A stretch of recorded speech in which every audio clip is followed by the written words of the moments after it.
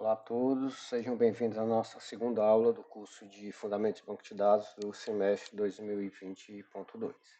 Bom, na última aula eu apresentei um pouco do histórico da tecnologia de banco de dados, tá certo? Ao longo de 3, 4 décadas, tá certo?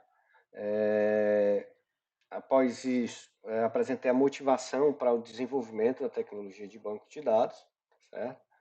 E comecei e apresentei para vocês a arquitetura de um sistema de banco de dados.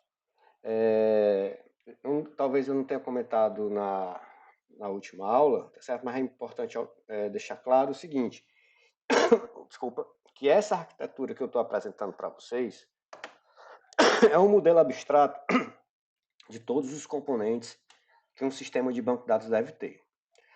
Não significa que todo sistema de banco de dados vai possuir esses componentes, tá certo?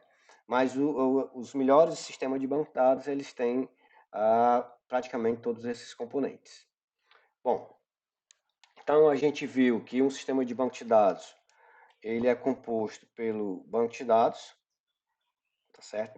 No banco de dados, eu tenho armazenado os dados, né, que são armazenados em arquivos de dados, a gente vai ver isso no nosso curso. Preciso de metadados para descrever esses dados armazenados nos arquivos, que são os catálogos do banco de dados, dos bancos de dados, tá certo? Esses catálogos são também denominados de esquema do banco de dados. Bom, além disso, eu posso ter no banco de dados arquivo de índices, onde esses índices são utilizados para diminuir o tempo de resposta de uma consulta, ou seja, acelerar o processo de encontrar tuplas no banco de dados, né? E fragmentos de códigos, tá certo? E aí eu comentei com vocês que existem três tipos de fragmento de código, que são as funções, as story procedures, que é procedimento armazenado, e os gatilhos, tá certo? Cada um desses fragmentos de código tem uma funcionalidade diferente que a gente vai aprender no nosso curso, tá certo?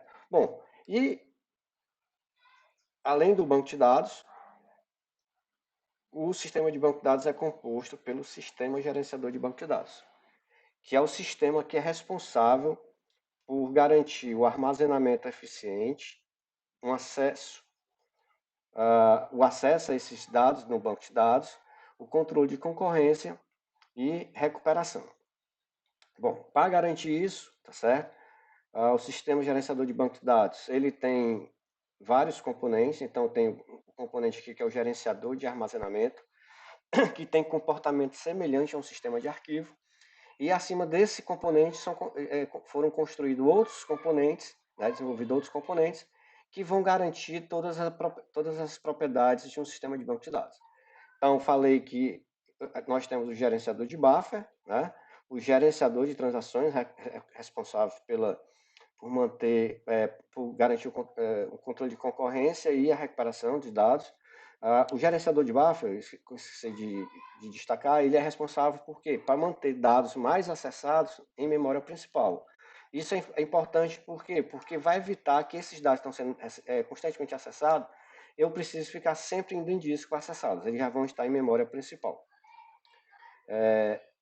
Além disso, nós vamos ter aqui a máquina de consulta, que é responsável por executar uma consulta SQL de forma eficiente, tá certo? Temos o compilador DML, que vai compilar comandos da componente DML. Então, são os comandos da DML são comandos que a gente acessa dados, a gente vai ver as consultas com select, atualiza, que é o update, insere dados no banco de dados com insert e remove dados do banco de dados com delete. Tudo isso a gente vai aprender quando for estudar a linguagem SQL. E o interpretador DDL, que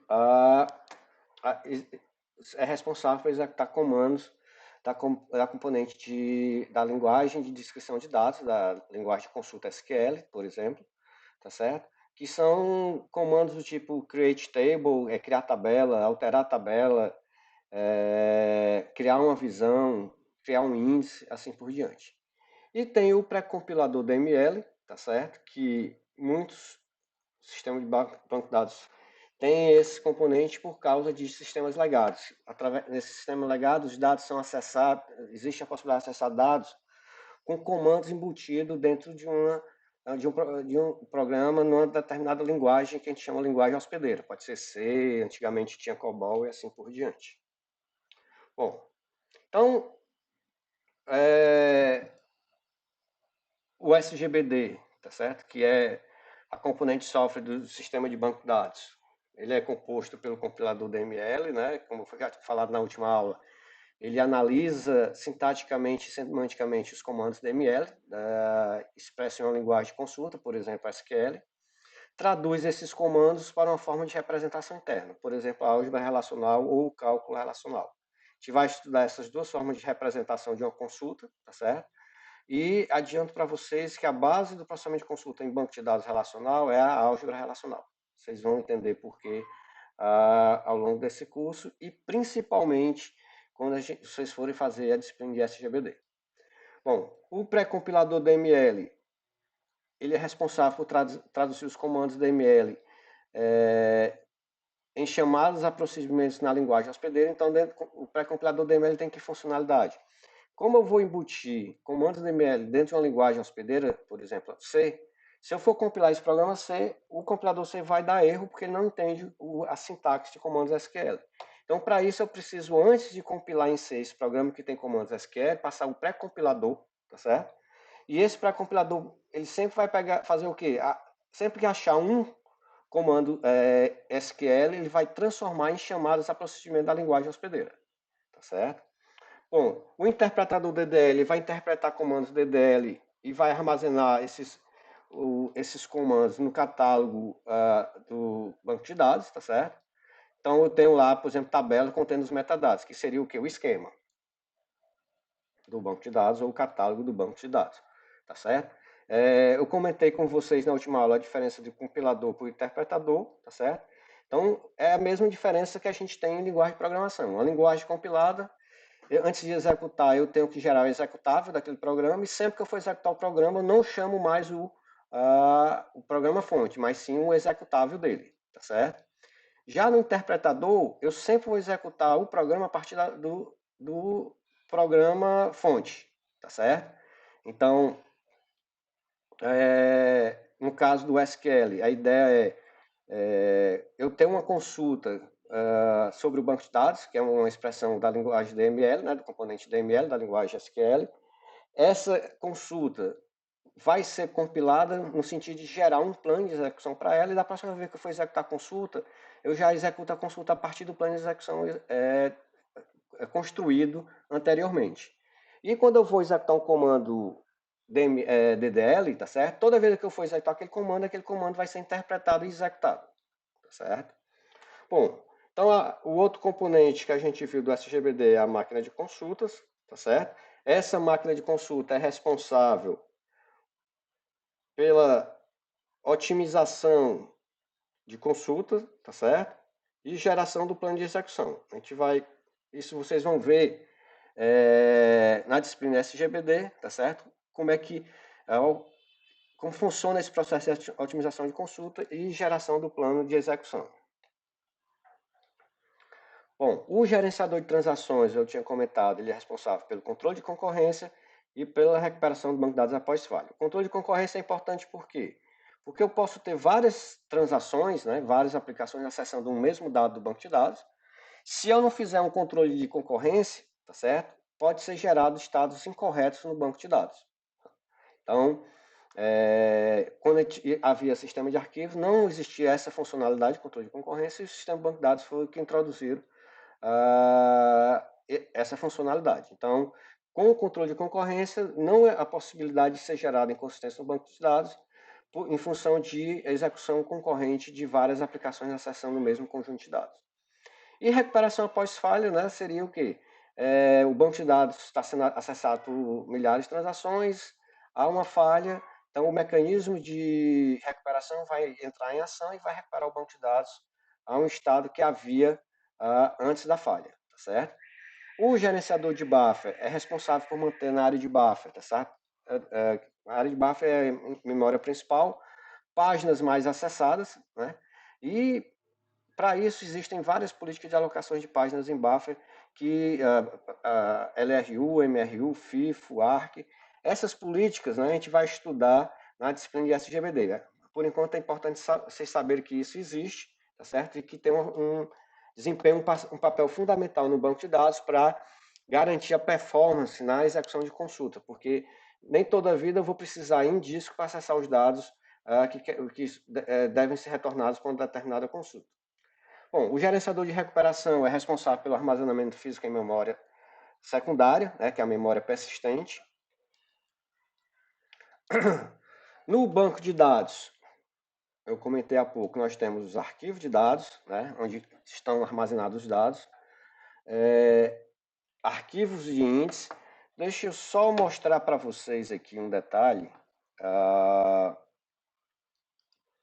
Então, eu tinha mostrado para vocês um script de criação de um banco de dados. Então, aqui, se vocês olharem para esse, por exemplo, essa definição aqui desse, o que a gente está chamando de file grupo, vocês vão entender mais na frente o que é isso. Então, aqui, eu estou definindo, por exemplo, arquivos onde vão ser armazenados os dados, tá certo? Das tabelas que forem alocadas a esse file grupo, tá certo? E aí, quando eu estou definindo esses arquivos, por exemplo, aqui nesse arquivo aqui, está no diretório C, no diretório do disco C, que é o diretório FBD, tá certo? O nome desse arquivo é loja underscore 002.ndf, então a extensão dele é NDF, vocês vão entender mais na frente qual a diferença, por exemplo, da extensão NDF com a extensão MDF. E posso definir, por exemplo, o tamanho inicial do arquivo, o tamanho máximo que esse arquivo pode atingir, tá certo? E a taxa de crescimento desse arquivo. O que é que significa, por exemplo, a taxa de crescimento? Quando eu disser que o meu tamanho inicial é 1 mega, tá certo? E for atingido 1 mega nesse arquivo, porque eu estou inserindo novas tuplas, né, novos registros no meu banco de dados. Então, o que é que o SGBD vai fazer? Ele vai aumentar esse arquivo em 15%, tá certo? Para que eu continue podendo inserir tuplas nesse arquivo, até esse tamanho de 3 MB, tá certo? Esse max size, ele pode ser um tamanho infinito, né? Então ele vai deixar crescer o arquivo até encher o disco, tá certo? Então tem que ter cuidado com esse max size. Aqui é um exemplo de um max size pequeno, tá certo? Mas pode ser que ele não tenha limite. Então essa é a ideia de se manter os arquivos de dados. Então eu posso fazer essa especificação no arquivo de dados e essa especificação faz parte aqui do projeto físico do banco de dados. Tem os arquivos de índice, onde nesses arquivos de índice eu tenho as estruturas de índice para acessar os arquivos de dados, tá certo? Então, eu posso ter índices ordenados, eu vou falar um pouco de índice nessa disciplina, mas isso vocês vão ver mais na disciplina de SGBD. Então, existem os índices ordenados e os índices não ordenados, né? Então, índices ordenados, por exemplo, o que é implementado pelos SGBDs existentes no mercado são as árvores B+. Então, a gente vai estudar como é que funciona essas árvores B+.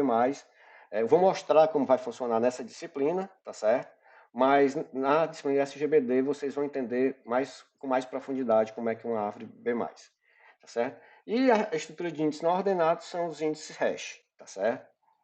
Então, por exemplo, a Postgres e o Oracle, eles implementam o índice hash como árvores B+. O SQL Server ele já trabalha mais com árvores B+. Bom, além dos arquivos de índice, arquivo de dados, a gente tem o catálogo do banco de dados, né, armazenado lá no banco de dados, onde esse catálogo contém o que? O esquema do banco de dados, tá certo? Que são metadados sobre os dados armazenados. Então, por exemplo, nome de tabela, atributo de cada tabela, definição de índice para uma tabela, etc. Bom, além disso, tá certo? Ele armazena o catálogo, armazena o que? Informações estatísticas, tá certo? Então, por exemplo, é armazenado no catálogo a cardinalidade de uma tabela, ou seja, quantas tuplas estão armazenadas numa determinada tabela. Essas estatísticas são fundamentais, tá certo? No processo de otimização de consulta. Vocês vão ver, tá certo? Na disciplina de SGBD, que informações estatísticas são essas. Então, adianta um pouco que eu posso armazenar histogramas, vetor de densidade, assim por diante. E os fragmentos de código, que também estão armazenados no banco de dados, que eu falei para vocês, existem três tipos, né? Storage Procedures, ou procedimentos armazenados, gatilhos e as funções. Então, cada um deles tem uma funcionalidade diferente, tá, dentro do sistema de banco de dados. Bom, um outro conceito muito importante para vocês entenderem agora é o conceito de modelo de dados, tá certo? Porque quando a gente fala em modelagem de dados, é importante ter um entendimento do que é um modelo de dados. Então, um modelo de dados ele vai ser definido por três componentes, tá certo? Que componentes são esses? Primeiro, uma coleção de tipo de estrutura de dados, tá certo? Que esse tipo de estrutura de dados vão compor os blocos de construção do banco de dados. Então, por exemplo, quando a gente for estudar o modelo relacional, a gente vai ver que o modelo relacional só apresenta um tipo de estrutura de dados, que são as tabelas. Então, todo banco de dados relacional ele é construído através de tabelas e relacionamento entre essas tabelas.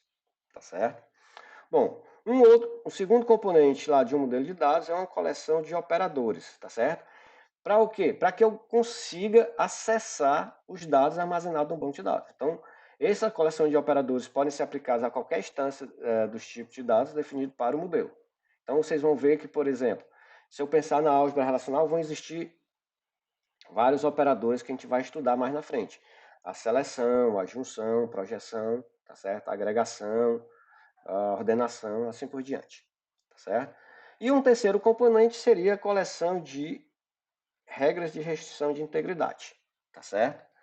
Que vai definir um conjunto de estados consistentes do banco de dados. Então a gente vai ver, por exemplo, que quando eu trabalho com modelo relacional, existem várias restrições de integridades inerentes ao modelo relacional, como por exemplo a restrição de integridade de chave, tá certo? Que aí vocês vão aprender com o conceito de chave primária.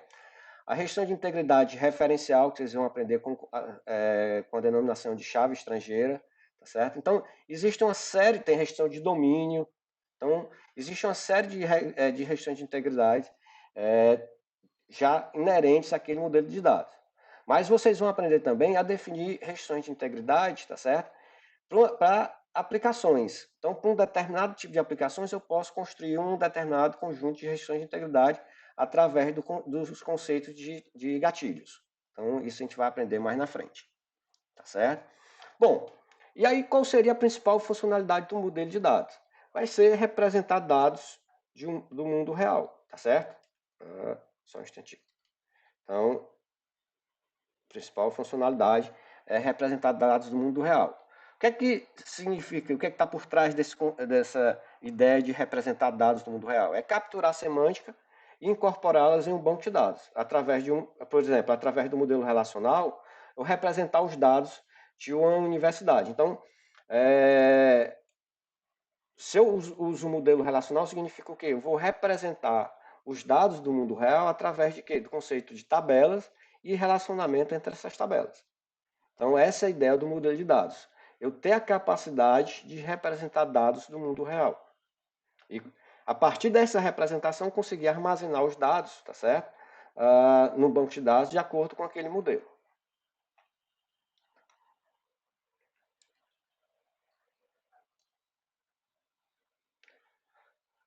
Bom, e aí agora, para finalizar essa introdução, né, à tecnologia de banco de dados, eu vou falar da classificação dos sistemas de banco de dados. Então, existem vários critérios através dos quais eu posso classificar sistema de dados, sistema de banco de dados, desculpa. O primeiro critério é modelo de dados. Então, posso classificar o sistema de banco de dados quanto ao modelo de dados. Então, eu tenho sistema de banco de dados relacional, que é o que a gente vai estudar nessa disciplina, que está baseado em quê? No modelo relacional. Tem um sistema de banco de dados orientado a objetos que está baseado no modelo OO, tá certo? Adianto a vocês que essa tecnologia ela foi abandonada ao longo do tempo, muito em função da performance, tá certo? Mas tanto que hoje em dia você não ouve falar de sistema de banco de dados orientado a objetos. Bom, e tem também o sistema de banco de dados objeto relacional. Tá certo? onde, nesse tipo de sistema de banco de dados, eu tenho uma conjugação de propriedade do modelo relacional mais propriedades do modelo OO, tá certo? Eu devo ter comentado com vocês que, por exemplo, eu tenho uma funcionalidade tanto no SQL Server, DB2, Oracle, Postgres, que é o seguinte: apesar dos meus dados estarem armazenados no modelo relacional, eu posso dar uma visão OO desses dados, entendeu? Então, aí eu tenho nesses sistemas de banco de dados uma conjugação de propriedades do modelo relacional e propriedades do modelo orientado a objeto. Mais recentemente, a gente tem, posso falar de sistema de banco de dados em grafo, né, que o modelo dele o modelo de dados é um grafo, tá certo? Mas isso foge ao escopo da nossa disciplina. Então, existem hoje muitas pesquisas e alguns sistemas de banco de dados sendo desenvolvidos que são sistemas de banco de dados em grafo, tá certo? Então, é, percebam aí a importância da ideia, né, do conceito de grafos no mundo real, tá certo? Então, às vezes a gente vê disciplinas de teoria dos grafos e não sabe, não entende a importância desse conceito dentro do mundo real, principalmente no que diz respeito a banco de dados, que é a área dessa disciplina. Bom, posso também classificar o sistema de banco de dados quanto à arquitetura dele, tá certo? Então, posso ter banco de dados centralizados, banco de dados distribuídos, tá certo? Com relação ao banco de dados centralizado, o sistema de banco de, todos os componentes do sistema de banco de dados residem no mesmo local, no mesmo host, tá certo? Então, vocês lembrarem aquela figura que eu mostrei para vocês da arquitetura do sistema de banco de dados, todos aqueles componentes, se o sistema de banco de dados é centralizado, eles estão residindo no mesmo host. Se eu estou utilizando uma arquitetura distribuída, aí existem vários critérios para eu avaliar que arquitetura eu tenho. Então, eu posso ter distribuição de função, tá certo? De controle e de dados. Então, eu tenho esses três critérios que eu posso distribuir o sistema de banco de dados. Eu posso, então, distribuir funções do sistema de banco de dados. Quando eu distribuo funções do sistema de banco de dados, eu tenho um sistema de banco de dados cliente-servidor, tá certo? Então, esse sistema de banco de dados que a gente usa, que vocês vão, por exemplo, o SQL Server, que vocês vão instalar, ou Postgres, ou MySQL, eles trabalham na arquitetura cliente-servidor, tá certo? Ou seja, a ideia é parte daquelas caixinhas do sistema de banco de dados está numa máquina cliente e parte daquelas caixinhas está na máquina servidor. Posso ter sistema de banco de dados paralelos, tá certo? Onde a distribuição aqui é do controle das funções, ou seja, da execução dessas funções. Eu posso distribuir isso em vários processadores, tá certo? E aí eu tenho o conceito de sistema de banco de dados paralelo e tenho o que a gente chama de sistema de banco de dados distribuído, tá certo? Onde, nesse caso, a distribuição é de dados. Ou seja, ao invés de eu distribuir componentes do sistema de banco de dados ou o controle da execução desses componentes, eu vou distribuir o que? Os dados armazenados no banco de dados, tá certo?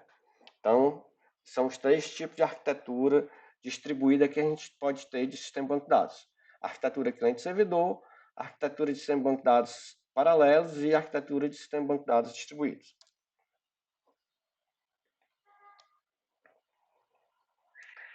Bom, então,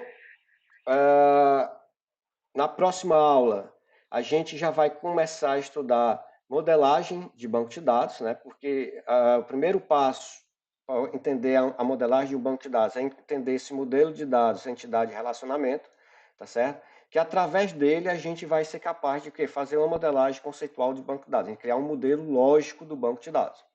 E a partir do modelo lógico é que eu vou construir o projeto físico, né? Um modelo físico lá do banco de dados, e a partir do modelo físico é que eu vou poder criar o banco de dados, tá certo? Então, na próxima aula a gente vai começar o capítulo 2, né, do nosso curso, que é no qual a gente vai estudar o modelo entidade e relacionamento. Então, até a próxima aula e cuidem-se.